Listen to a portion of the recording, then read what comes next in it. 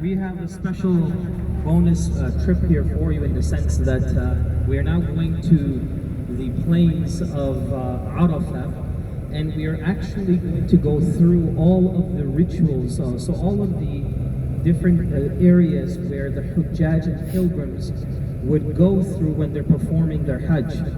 So those of you who have never performed Hajj, think of this as kind of like a taster or a sample of you performing Hajj. You're going to have an idea of just how these areas look, and I'm going to talk to you about the crowds and exactly what happens in these areas. So with that being said, our first stop will be in Arafat, but more specifically, there is a particular masjid there that is called Masjid Nimra. Masjid Nimra. So here's the story. Masjid Nimra is a huge masjid. When we see it, inshallah, it's massive.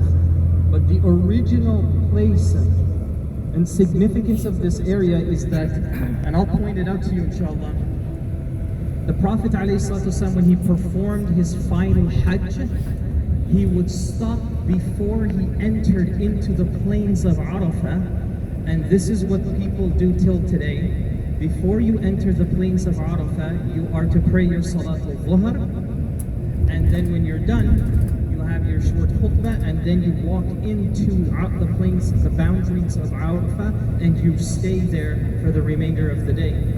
So we're going to see where Masjid Nimra is where the Prophet ﷺ performed Dhuhr and had that khutbah, and when he was done, it was him and more than 100,000 companions marched into Arafat. So this is where we're going to be.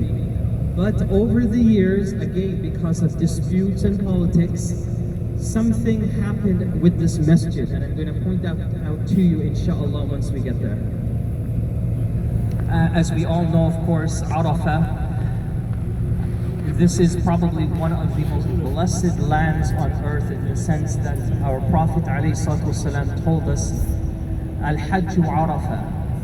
So if you don't get into the plains of Arafat, then there is no Hajj for you. Some scholars even had gone as far as saying that if somebody had a good reason that they could not perform any of the rituals of Hajj, but at least going to Arafat, that they would have still gotten a complete Hajj. If you look on the right here, see that big beautiful masjid that we're driving by? I mean, it's not part of the tour, but the richest banker of the Middle East built that masjid, fi sabilillah. If you heard of Al-Raji Bank. Now, the reason why I say that is the man who founded that bank, that company, Al-Raji Bank, is the most widespread, famous bank in all of the Middle East, actually donated the vast majority of his revenue and wealth for the sake of Allah. So what he did is he built these unbelievable, like I honestly, I've been in that masjid several times. I have never in my whole life seen facilities and the way that the masjid is designed, the beauty. I mean, if there was ever such a thing as a masjid for VIPs only, it was the ones that were built by him. And so he built it for the sake of Allah.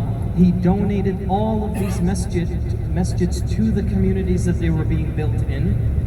And on top of that, until this day, he maintains and supplies all of these thousands of masjids that he's built across the world, even down to the microphones. If you needed a microphone, he would provide that as well. So just for you to also get a glimpse that we talk about billionaires back home, and presidents and CEOs of massive corporations that will never mix and be amongst the people. And the billionaires that are here in this part of the world are the complete opposite. They live like normal people. I was told that the guy who doesn't even own a car. He doesn't even own a car. He literally walks from his house to his nearby masjid, and that's it. And he has family or whatever, or drivers or something, and that's it. So that's how lots of billionaires live in this part of the world, at least those who really understand the value of their wealth, and they share and they give that wealth to the rest of the world. On your right side is a grocery store. It's called Hyper Panda. I don't know why though. No, that's not the grocery store, Prophet ﷺ or anything, no. It's just, it's got a funny name every time I see it. Hyper Panda, I don't know what that is. We're getting closer to the plains of Arafat, inshallah, a few more minutes. It's the University of Mecca, al-Qura. All that you see here, everything. So it starts from these buildings and it continues, and there's also a section for ladies as well. So all of what you see here, this is the entrance to the university. And it continues and continues and just continues.